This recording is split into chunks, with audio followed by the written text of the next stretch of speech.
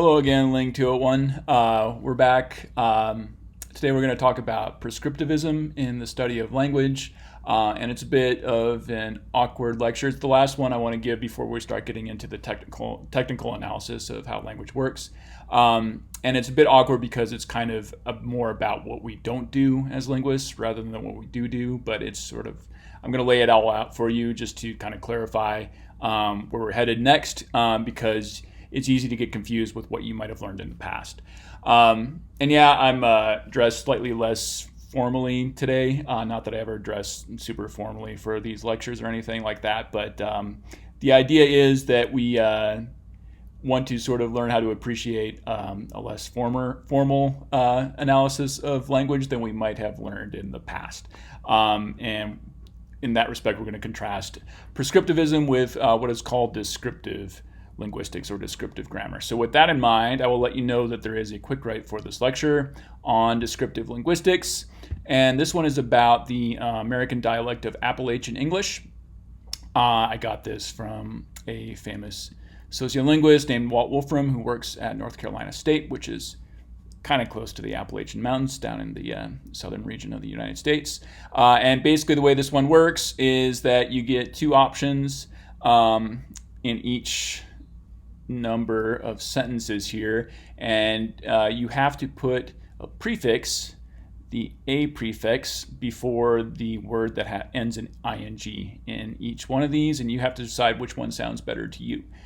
So you may have heard there's an old folk song, "A Hunting We Will Go," and you're supposed to sort of base your intuitions about which one of these sentences in each pair sounds better if you put the a prefix in front of it. In front of the ing form. Yeah, so this was probably going to be easier if you're a native speaker of English. If you're not, though, just give it your best shot. You might actually, it turns out, have better intuitions about this than you would sort of consciously suspect. So give this one a try. I'm going to walk through what Appalachian English speakers do with these by the end of the lecture today. So I want you to do the quick write before you watch the lecture. And other than that, we'll kind of just get moving. I guess I will point out again, though, I mentioned this in the last video, that if you go to the readings, there's one here from Steven Pinker from his book, The Language Instinct, called The Language Mavens. And I've got a link there for you so you can read this if you would like to. The lecture today is based in part on his analysis of what's going on in English with respect to the language mavens, as he calls them, sort of the experts of language. Yeah, and as I mentioned before, Pinker has become recently a controversial figure in the linguistics and I guess social world in general. So please read this with an open mind. I'm not trying to sort of jam sort of any particular political ideology down your throat with that. Rather, I just kind of want to focus on the linguistic aspect of it. Yeah, so like I said, this lecture is a little bit awkward. So let's try to figure out where it fits into everything we've learned so far. So far we've learned that language is biological, or it has kind of a biological core, and that it's unique to the human species. We also know that everyone learns a language as they grow up, but interestingly enough, nobody teaches it to them directly. People or kids just kind of pick it up from the environment as they hear examples of language being used around them. So the main points I want to cover today are that all forms of language are very complex and they're rule-based as well. And like I said before, we're going to get into the complexity of language quite a bit in this class. And we've talked a little bit about how language needs to be rule-based in order to be creative. So that just means that there are patterns in language that follow a system or fit into a larger system that we call grammar. So part of learning a language involves learning these rules, which is the grammar. And for native speakers, the rules, it turns out, are in their heads because they have to figure it out for themselves based on what they can observe in the world around them. And then perhaps based on like the language acquisition device, whatever is innately in their heads that enables them to learn language as they grow up. Yeah, but today we kind of want to dwell a bit on what exactly it means to talk about a grammar of a language or the rules of a language. So kids are not taught the rules of their native language explicitly. They have to figure out those rules on their own. And our goal as linguists is to figure out what the kids have figured out. And as I mentioned before multiple times, it's not, well, first of all, it's not easy for the kids to figure out those rules. And it's even harder for us as linguists, as sort of consciously thinking analysts or scientists, to figure out what exactly those rules are that they follow. One basic tool we have to do that, which provides us with observations about what's okay and what's not okay in a language, are called grammaticality judgments. So native speakers of a language will have a sense of whether or not particular strings of sounds and words are acceptable expressions in their language. And that sense provides them with grammaticality judgments about particular strings of whatever unit in their language. Is it okay? Is it not okay? I'm going to give you a few examples here for English, which I think we probably will all agree on, even whether or not we're a native speaker or not. So plab is not a word in English, but it could be, right? Let's go to Plab City or something for shopping purposes and get some plabs. That might happen 100 years from now. Who knows what they are, but you could exist, or you could create something like that, which would eventually exist. Forch is not a word, but it could be. But in English, as we currently know it, there's no word fmort, and there never will be. There's no word ptud, and there never will be. That's why we're putting a star in front of those words, because they're not acceptable strings of sounds in a word in English. These are okay. These are not okay. Those are kind of grammaticality judgments we have about those particular syllables or words. We can also look at examples at the sentence level, and we've kind of done this before, but I could give you a sentence that maybe you've heard before, maybe you never have heard before, but people in Calgary are friendly. Maybe it's true, maybe it's not true. But either way, I think you would say this is a possible sentence of English. Somebody could say this, and other people could understand what they mean. Ungrammatically, you would say Calgary and friendly people are. And hopefully we can all agree that this just doesn't compute as a speaker of English. You cannot kind of make head or tail out of this thing. Calgary and friendly people are. Other languages in the world might be able to kind of jumble up the words of this sentence to get this, and it would have it still make sense. In English, you can't do that. So instead of that, we're saying this is ungrammatical. That's our intuition about it as a speaker of the language. And if we're talking about this as a trained syntactician, we might say, well, this is word salad, because it's just not really a sentence. You're just jumbling up the words together and putting them in a row.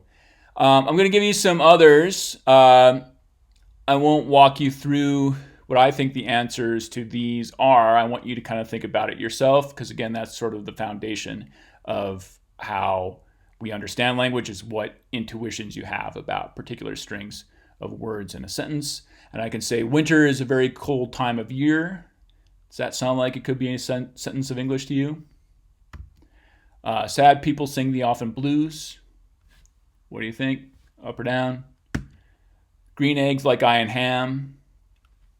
I don't know. Dr. Seuss was creative. Each nutch in a niche knows that some other nutch would like to move into his niche very much. Another Dr. Seussian sentence. Is this one okay, or is it not okay? Think to yourself, if you tap into your brain and just say, would I ever say that? Could I ever say that? You should get a response from whatever little language demon is hiding inside your mind, and they should say yes or no, according to whether this or not these sentences are okay. That's kind of what we mean by extracting grammaticality judgments from a speaker of a language.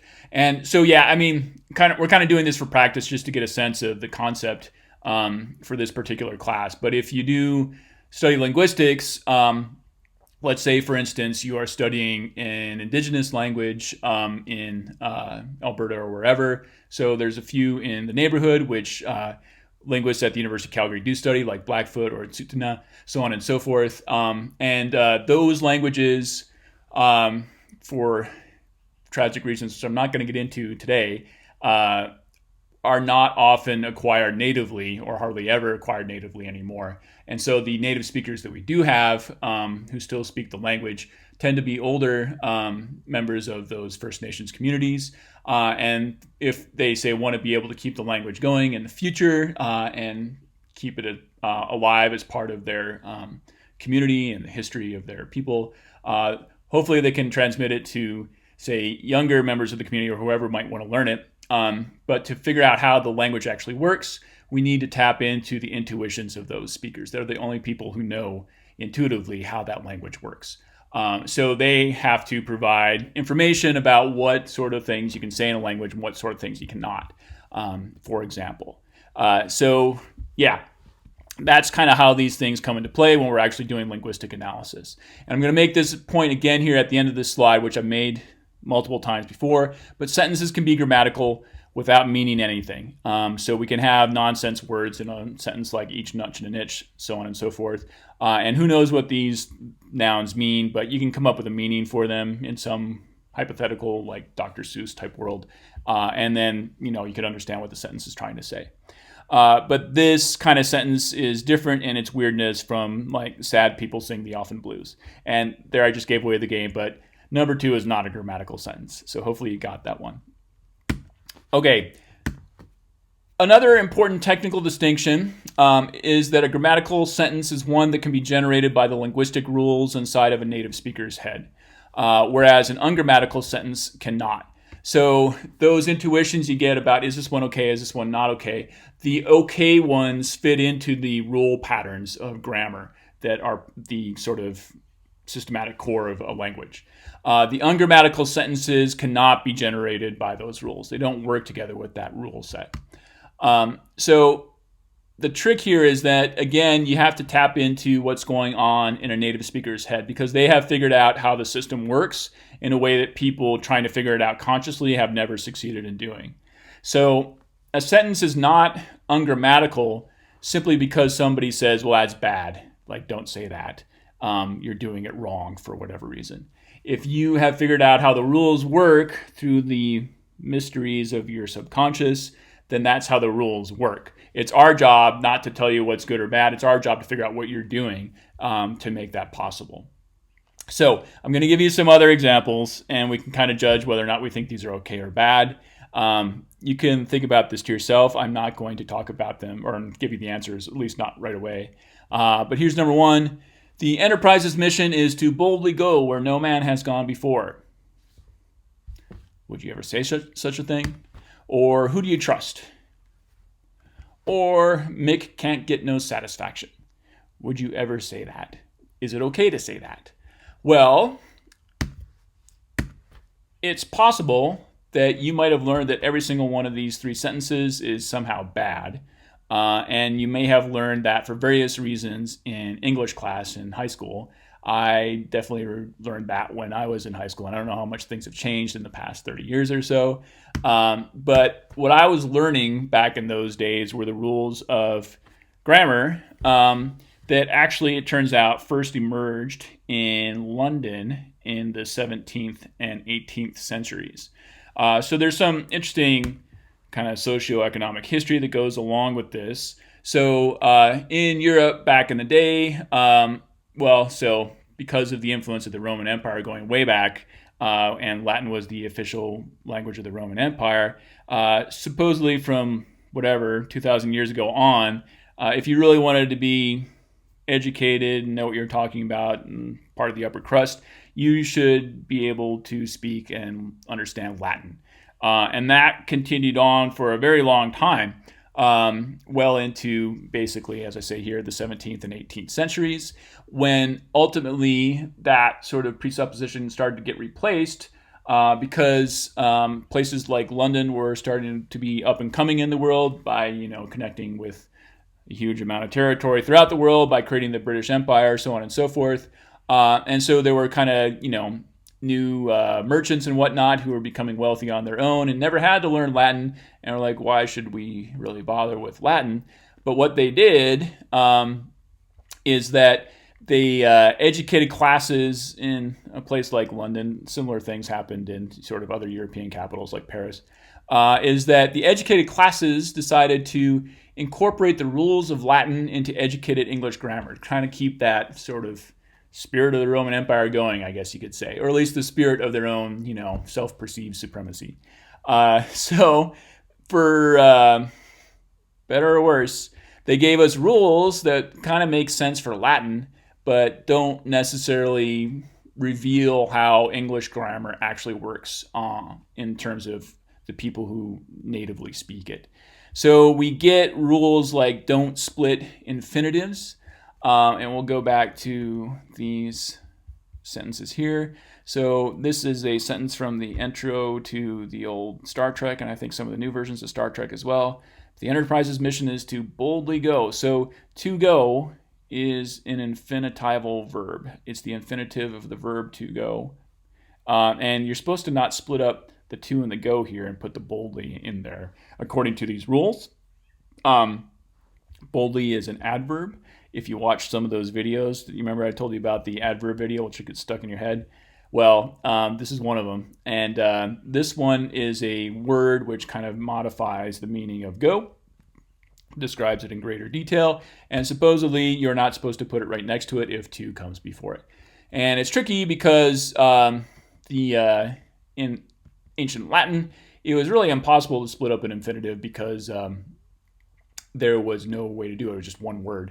If I am remembering what little Latin I know correctly, so the one verb I can think of is amare, which I believe means to love, and it's just one word. It's not like to amare, you just amare. So there's no way to split it. So it's kind of nonsensical to say, well, they didn't do this in Latin, but you can do it in English. Captain Kirk did it way back in the day, but some people say it's bad.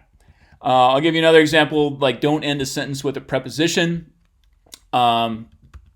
Yeah, I don't think I have an example of that in there, but I will show you one here in a second. Or don't use double negatives. That's the last one, and I'll say a little bit more about that as well. But Mick can't get no satisfaction, so there's a not here. Can, not, can't get, and then no satisfaction. So there's two negatives here, and you might think logically they cancel each other out, but that's not really what it means. And I'll explain again how that all works here in just a second. I do want to explain here what I'm kind of looking at for who do you trust is a rule I learned back in the day, and I don't know how much this is still taught because I feel like this form has mostly disappeared from the language, but in at least old-fashioned English, you would say, whom do you trust? Because this is the object of this question and you're the subject of the question. My guess is you probably say, who do you trust? Without any difficulty, or maybe not even thinking about how you might need to change that, because that's now how most native speakers of English do it. So this leads to this important distinction between prescriptive and descriptive grammar. So prescriptive grammar means it's a set of arbitrary rules imposed upon a language by someone or some group of people who thinks that they ought to be adhered to. Descriptive grammar, on the other hand, is a description that linguists develop of the rules of grammar that work inside a native speaker's head. So these are designed to account for native speaker intuitions about grammaticality judgments without sort of forcing something that's not necessarily natural onto the situation. So that's the way I'd like you to think about this. So descriptive grammar is sort of like natural grammar as it emerges in sort of us as biological beings as we develop in some language environment. And prescriptive is artificial. It's sort of superimposed on top of that. Whether or not it makes sense to native speakers. It's more about some group of people kind of trying to hang on to control of the language, even though they can't entirely do that because language is a natural phenomenon and not an intentional human one. I mentioned this before, but there are problems with applying Latin rules to English grammar. So the rules are not organic, is another way to put it, because English is not Latin. Hopefully you realize that, because if we were studying Latin, we'd probably not be having as much fun, but at least most of us. But native speakers can also get confused about how to apply rules which are not organic to a system which they know intuitively. So they wind up making a lot of mistakes with these arbitrary rules, and grammar Nazis can get on their case about, oh, you missed that, preposition or whatever you did. Use whom there, not who, to try to get sort of like a fleeting sense of superiority over them, maybe. There's also a problem that language is constantly changing, so the arbitrary standards themselves can change, which is kind of funny. But everything changes in life, so we kind of wind up in fixes like this often. Prescriptive rules also don't capture most of the grammatical patterns actually exhibited by language. And this is kind of the one that winds up being the biggest problem for us as linguists, because we want to be able to figure out how these natural grammatical patterns work. And sometimes these artificial rules can just get in the way of us understanding them. So these are more problems for people trying to deal with grammar nerds. And this is more of a problem for the linguistics nerds themselves who want to understand what language is doing. So the most important takeaway I want you to get from this is that prescriptive rules are not scientific. So in case you are firm believers in them, go right ahead and do that. But we're not going to be analyzing what you learned in English class in this class itself, because we want to get at that intuitive understanding that native speakers have of a language. Okay, so I'll just walk you through a couple examples here. So there's a prescriptive rule that you shouldn't end a sentence with a preposition. So I think for a lot of us, it would be okay, we're just in natural conversation, to say that's the house we lived in. But according to prescriptive grammar, this is bad because this in is a preposition and it happens to be at the end of a sentence. So in Latin, you would never have a preposition here. You need to have some sort of object after the preposition. In English, it turns out people do put prepositions there, but the way you're supposed to fix it is to say something maybe a little more formal, maybe a little more awkward, like that's the house in which we lived. Okay, I think we still understand this. We understand this as well. So it's not that huge of a problem. The only change is that we just move the in from the end of the sentence to the middle. Yeah.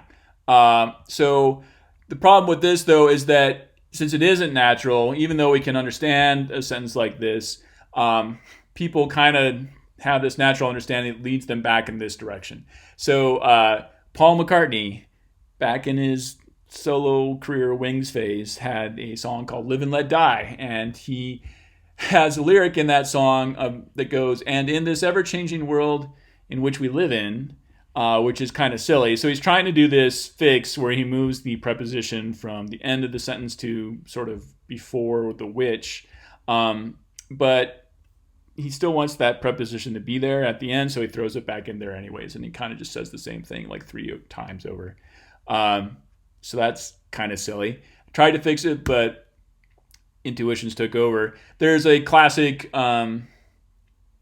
retort from the former British Prime Minister, Winston Churchill. I guess I talk a lot about British people in this particular lecture, but Winston Churchill also recently become controversial as well. I'm not going to get into that, but somebody made a comment when he was in a conversation at some point about how he shouldn't have a preposition at the end of a sentence in something he said. And then he said, this is the sort of English up with which I will not put. So you can put up with something in English, which is kind of a funny phrase because it's put up with, there's 2 prepositions next to each other there.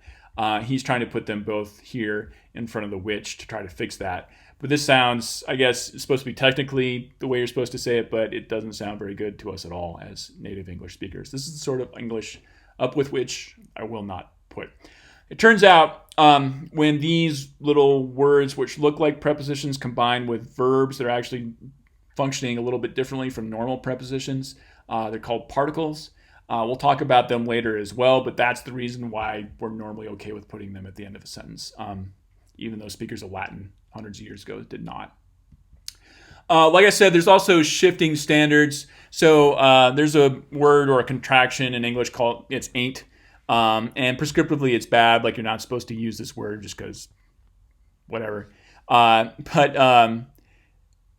Yeah, so when I was a kid, if you did use that word, little snarky kids that you might know would sometimes just chirp up and say ain't a word because it ain't in the dictionary, which I guess is clever.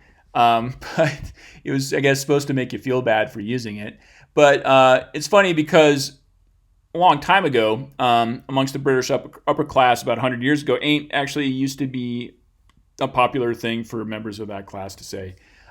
So that has changed over the years, and I'm not exactly sure why. But these standards don't stick in one place for forever. So it's a bit weird to get stressed out about them. Another example is, ing is a suffix you can add to the end of a verb, like in running or walking.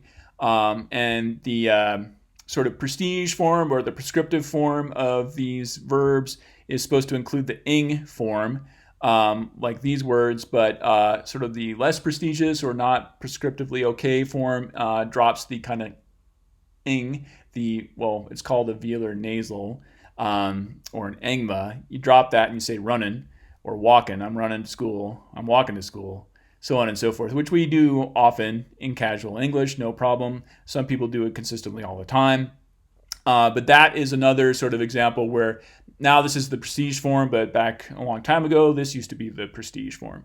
And maybe that's why it spread, but these things can switch. Another example is this double negation, and I kind of walked through this a little bit, but I'll say a bit more about it here. So this is from a long time ago. This is from Geoffrey Chaucer's Canterbury Tales, which is sort of the most famous novel written in what's called Middle English in the late 14th century, late 1300s. So there's apparently a sentence in that novel or book that is, he never yet no villainy ne said, or if you translate that, he never yet no villainy not said. So there's 3 negatives in here, and I think the whole thing is supposed to just say he didn't say anything villainous or something like that. So it's supposed to be just 1 negative, but he's throwing more than 2 in there as well. I've got a similar example from just a few years ago from a professional football coach down in the States named Greg Schiano, who said, I don't know that that's not something that's not done in the National Football League. And I'll let you think about that sentence because it always takes me a while to figure out what it actually is trying to say. But there's a negative here in don't, and there's a negative here in not. And there's another negative here in not as well. So I think he's saying that's something that might be done in the NFL. I don't know. So it can be a little bit confusing to throw all these negatives in there. Usually they kind of reinforce each other, though, is the pattern we see in English as well as in other languages. So there's actually, I'm pretty sure, I haven't met you yet, but my guess is that a few of you at least will speak French. And you might know, if you do speak French, that when you negate a verb in French, the formal way to do it is to use kind of 2 items, ne pas. So, je ne sais pas, I do not know. The ne comes before the verb know, and then the pas comes after it. So there's kind of 2 parts of it you have to put in there. Don't know if it's appropriate to say that's a double negative, but at least there's 2 parts to the negative, at least formally. What French speakers often do informally is they eliminate one and say, like, je sais pas, or something like that. I'm not really a French speaker. This is what I've heard. But it's kind of funny that in French, it kind of works the opposite way, where they're supposed to use 2, but normally people use 1. And in English, you're supposed to use 1, and sometimes people will use 2 in casual speech as well. So I wanted to say a little bit more about this. Prescriptive is currently frowned upon double negatives, and the argument is based on logic. So supposedly, if you're negating a negation, that will turn it into a positive. You can kind of think about that in a logical, formal form. But it's weird because if a native speaker of a language is doing this, why would they be saying the exact opposite of what they mean? So as little kids, we can be clever and say, well, if you say I don't know nothing, does that mean you know something? Or, are you saying the opposite of what you're trying to get out? But again, native speakers of a language have a system of rules, which number one is pretty difficult for them to figure out, but they succeed in doing it. And it's our job to figure out why they're saying that in that particular context. So, and then also listeners are never really confused by the meaning of a double negative. If somebody says, I don't know nothing to you, like you've understood what they are saying, and that would be the only reason why you sort of call them out on this sort of negation of a negation anyways, because you're thinking that they want to say, I don't know anything. So there's more going on in double negatives than it first appears. So I can go back to the Mick Jagger example, again, from classic British rock. So I can't get no satisfaction was a hit from the Rolling Stones about, holy smokes, 55 years ago, 56. And how would you fix this? I kind of just fixed an example there for you a second ago. But you can say 2 different things. You could say, if you want to eliminate one of the negatives, you could say, I can get no satisfaction. Or you can say, I can't get any satisfaction. And in each case, you have to eliminate one of the negatives. So in this case, you just turn this negative to a positive. And in the second case, you turn the no into a different word altogether, any. And this is the one that's kind of interesting, because this basically winds up being the way that sort of the prestige form of the language would express the same thought. And it's just changing, again, this item is kind of making a translation there as it were, from one variety of the language to the other. So what does the word any mean in this particular sentence? I can't get any satisfaction. It's kind of hard, again, to sort of think about it. Actually, if you sit and focus on this word for a long time, it starts seeming really weird. Any. A-N-Y. Wow, that's weird.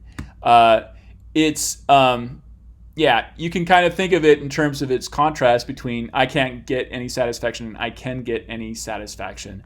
So this basically means that of all the satisfactions out of there, you can get one of them or all of the rest of them too, but when you can't get any satisfaction, then none of them are coming your way, basically. Which again basically means the same thing as I can get no satisfaction. But any doesn't negate the sentence on its own, right? So if I say I can get any satisfaction, that's kind of a universally positive thing to say. And so when you say I can't get any satisfaction, you're kind of negating the universal positives of that.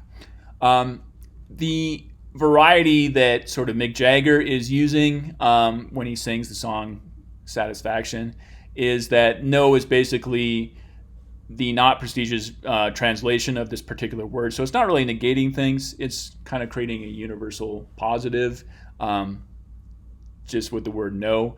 And then when you negate that, you get the same meaning overall. So there's another expression from an old-timey Hollywood movie, which, I don't know, when I was younger, I still heard people kind of saying for fun every now and then, like, we don't need no stinking badges, so on and so forth. I want to make one moral about this whole thing, which is that natural language is operating with a different set of rules than formal logic, so you can't just apply logic to your understanding of language. That's often going to give you an insufficient explanation of what's going on.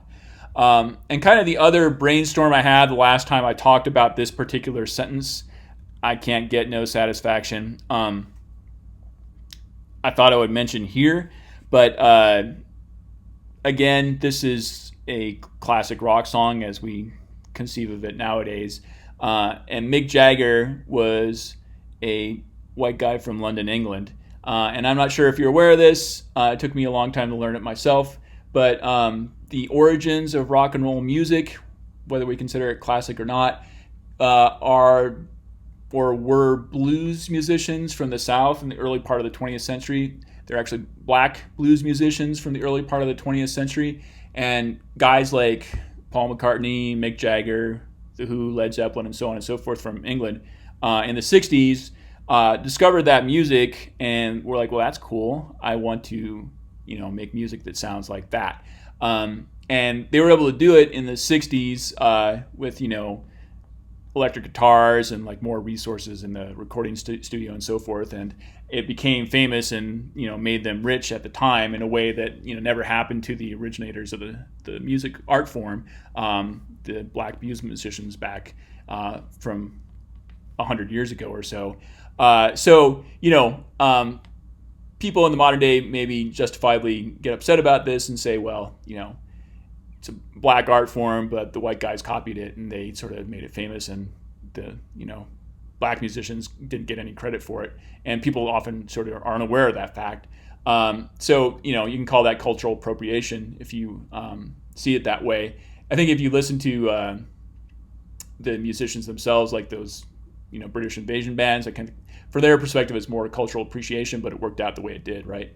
But the other part of that is that Mick Jagger was not only copying the music style of black blues musicians, black blues musicians from the South, but he was copying their language too. So the sort of formal, upper crusty British way you're supposed to say this expression is I can't get any satisfaction, but Mick was copying the black guys and copied their language and said I can't get no satisfaction.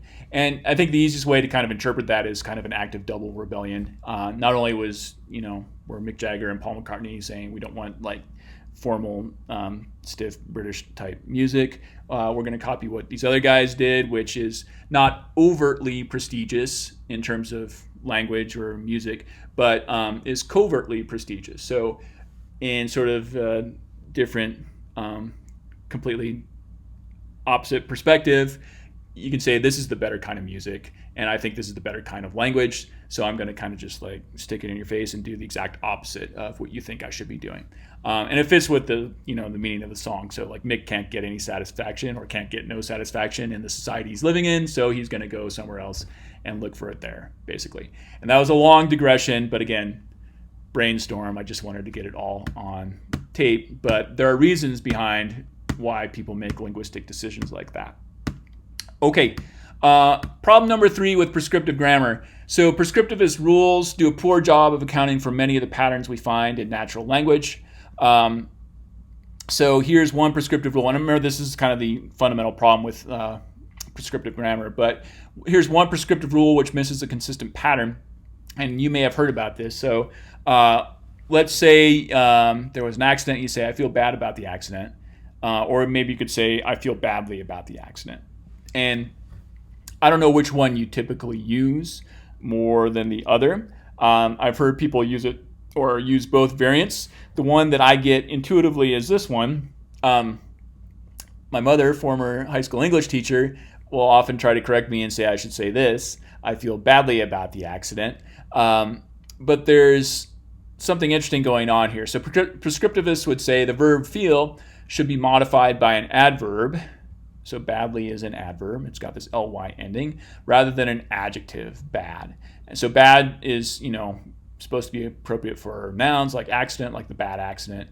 You would never say the badly accident. Verbs are supposed to be modified by adverbs like this. But is bad or badly modifying the verb or the subject of the sentence? And I've got a little video here which hopefully we'll get through on YouTube. I kind of doubt that it will, but it's from a movie called Kiss Kiss Bang Bang, which is an entertaining movie from about 15 years ago, which not many people seem to know about it, but if you're willing to put up with Kiss Kiss Bang Bang stuff, I'd recommend it. All right, so actually understanding these things is tricky.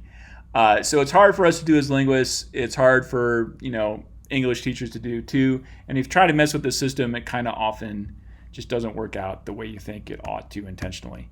So what's actually going on here is that we're dealing with what are called linking verbs.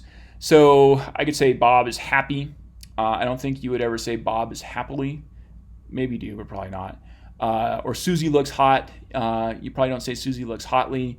The water seems fine. You don't say the water seems finely. Or I feel sleepy. You probably don't say I feel sleepily. James Brown feels good. Feel in both of these, but you don't say James Brown feels well. At least that's not what he said. So the verbs in these sentences are known as linking verbs. So they connect the subject to some property describing the subject itself.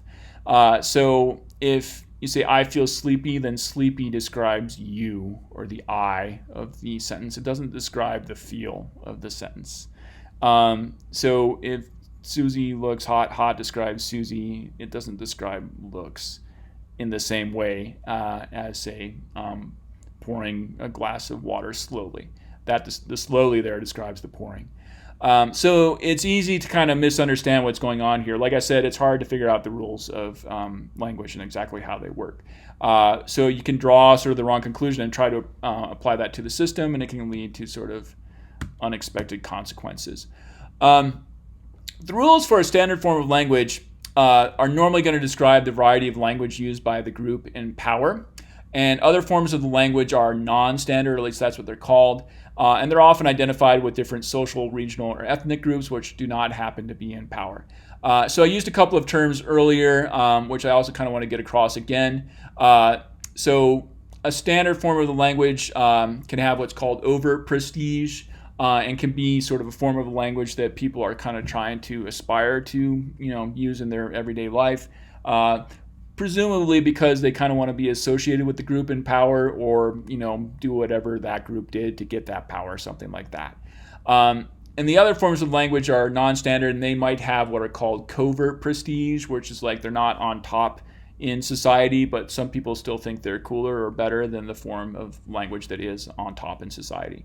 So you can see that in not getting no satisfaction, that sort of situation. Otherwise, though, some of these non-standard forms people might try to avoid because they don't have that overt prestige. But regardless of whether you think they are good or bad or something you want to aspire to, linguists have discovered that all forms of language, whether or not they're standard, are rule-based and orderly. And again, we're trying to figure out what that order is, what that structure of the language is. So an important point to make here is that when somebody's speaking a non-standard form of the language, that they are not simply making mistakes when they're trying to speak the standard form. They're not shooting for whatever, the Queen's English, and then just screwing up. They're operating according to whatever rules of the system it is that they happen to know. And we, again, want to find that out without getting sort of this social power dynamic mixed up with what the rules of grammar are. So there's no scientific reason to consider one variety of a language superior to another. And I'll give you some examples here from Appalachian English. This is what the quick write is about. And this is kind of to show you what the rules of this system of English are like. So in case you don't know, in the eastern United States, there is a mountain range called the Appalachians, generally speaking. There's actually something called the Appalachian Trail, which you can take all the way from Maine, Mount Katahdin in Maine, all the way down to, I believe, Georgia. It's like a 2,000-mile hike. It takes months to do, but a lot of people do it. This region of the United States was settled a little bit after the East Coast was settled by English colonists and a variety of other people as well. So these are kind of a little bit the latecomers to the game in the U.S. In terms of colonization. And the people who settled here tended to be Scots-Irish. So those are Scottish or Irish people, or Scottish people who settled first in Northern Ireland and then kept moving on to America.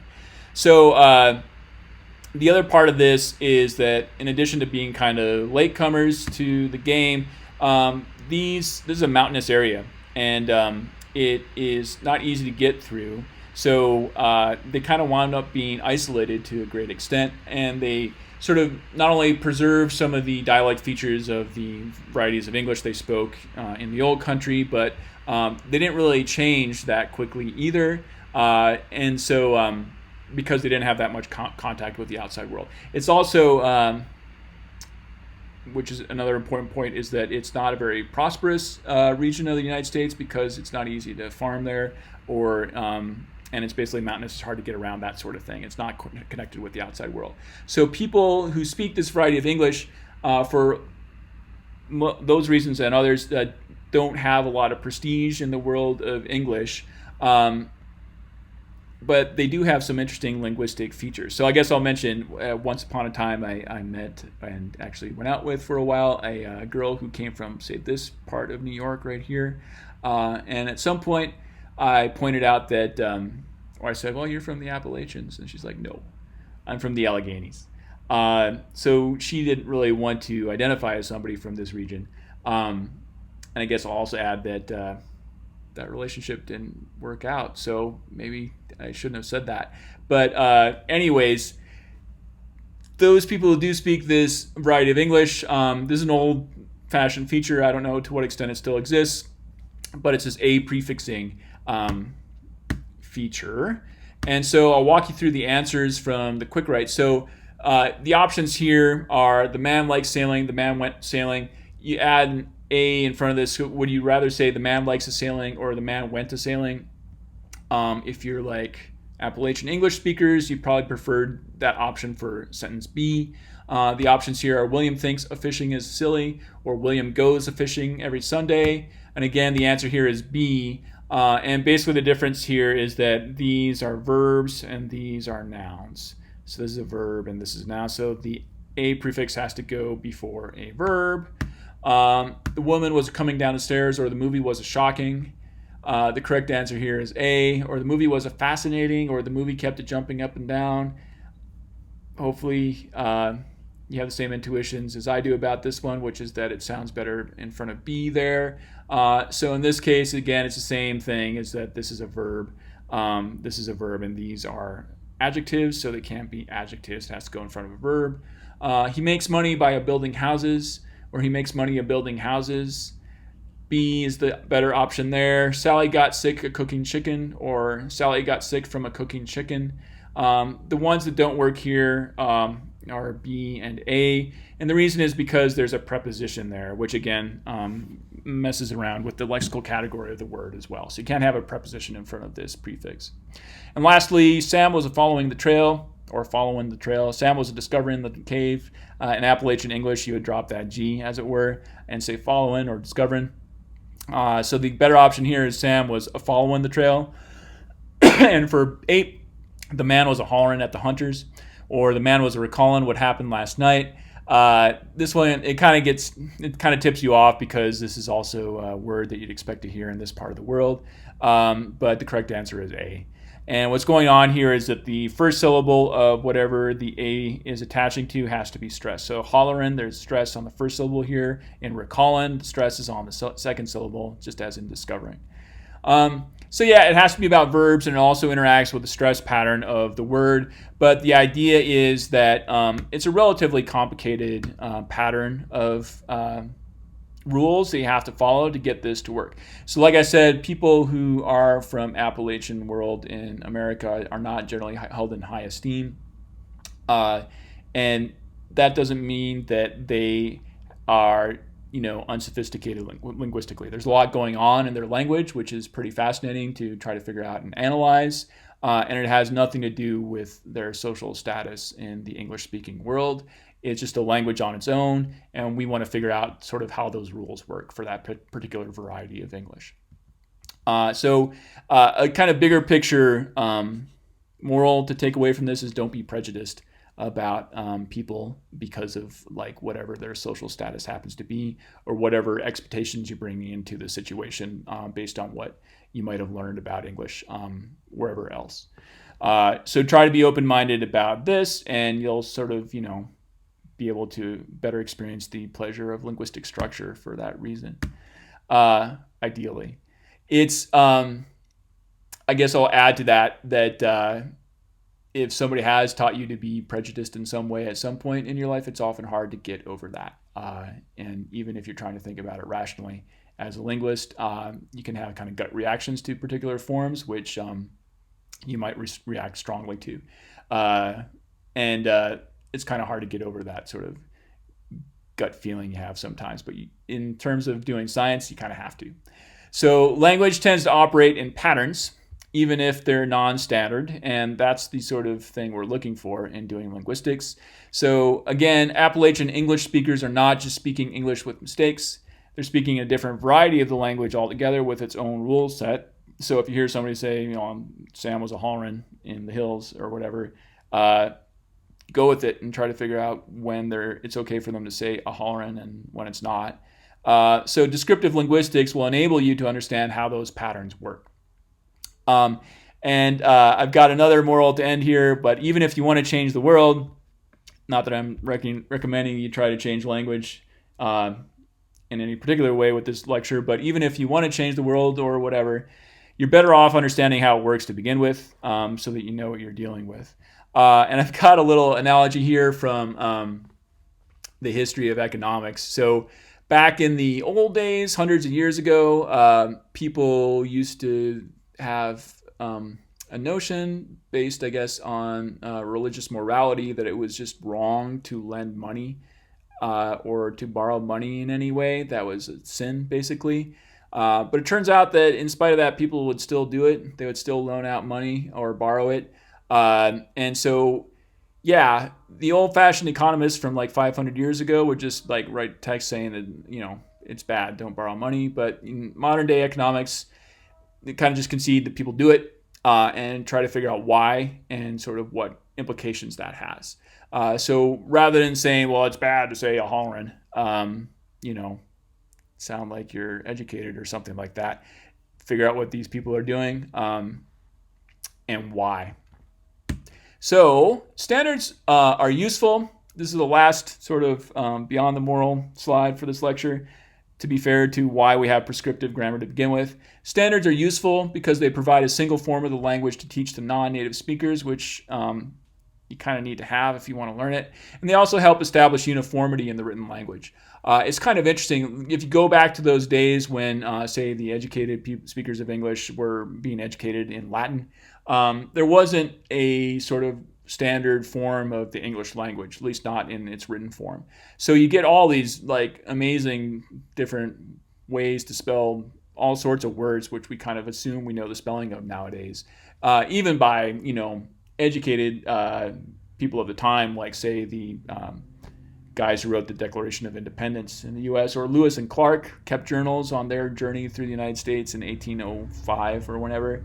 And they encountered a lot of mosquitoes out in, you know, the woods and the plains back in those days. And I think they spell the word mosquito like about 30 different ways in their journals. It's kind of crazy. So we have uniformity now in the written language, which prescriptive grammar gives us, and it kind of makes things easier to understand across speakers. This can also help clear up confusions. So, for instance, there's this word supposedly, which I'll just show you this clip briefly, I guess. This is from a Friends episode to try to end on a more lighthearted note. Let's go. So, is the word supposedly? You could look that up in a dictionary. I think what you'd find in there is that it says supposedly. If you keep using supposedly enough times, maybe it would work for you, though. So there's a standard there, and people are supposed to sort of adhere to it. But again, language can change over time. The prescriptive standards will also help to distinguish those who have mastered the arbitrary rules from those who haven't. And again, this is more about like the social power dynamic to try to distinguish, you know, educated people who have conformed to the sort of power system and those who haven't. And that's for better or for worse. It's something that's part of, you know, human nature, and we're not really ever going to get rid of. But that's where it's coming from in terms of how these standards are applied to language. But otherwise, these standards are not useful for scientific linguistic analysis, so I'm not going to say anything further about them.